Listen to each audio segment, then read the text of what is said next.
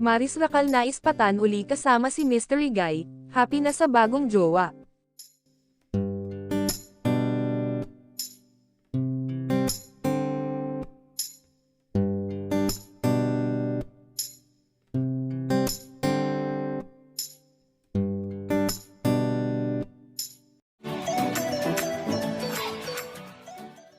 Daho ang foreign guy na umalaloy kay Maris Racal papasok sa kanyang sasakyan paalis ng airport.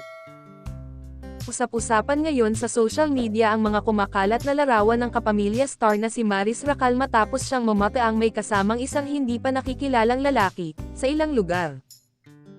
Mukhang happy na uli ngayon ang love life ng kapamilya actress at the 9th Eddie's Best Actress na si Maris Racal.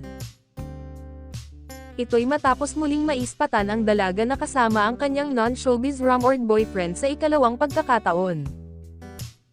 Ayon sa mga netizens, this is the same guy na kasama rin ni Maris batay sa kumalat na video sa social media nitong nagdaang buwan.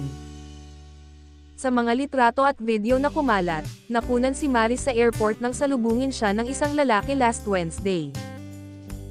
Matangkad at kulot ang buhok ng lalaki sa video na nakasuot ng dark shades, long-sleeved shirt, at pantalon.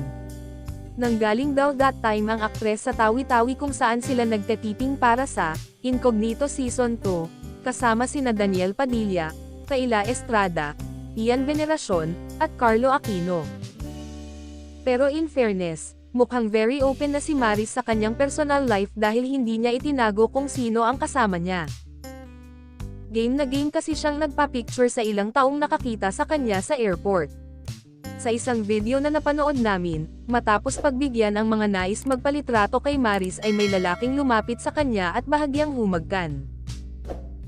Pagkatapos nito ay hinalalayan na siya papasok ng kotse. Tumulong naman ang kanilang driver na maglagay ng gamit ni Maris sa sasakyan. Base sa mga comments ng netizens, maaaring ang nasabing non-showbiz guy na nga ang bagong boyfriend ni Maris at mukhang happy na uli ang kanyang love life.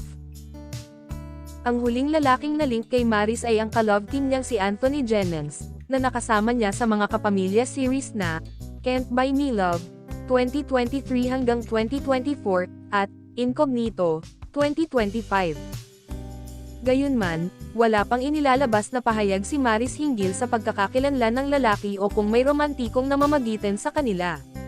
Sa kasalukuyan, nananatiling haka-haka lamang ng publiko ang tunay na relasyon ng dalawa.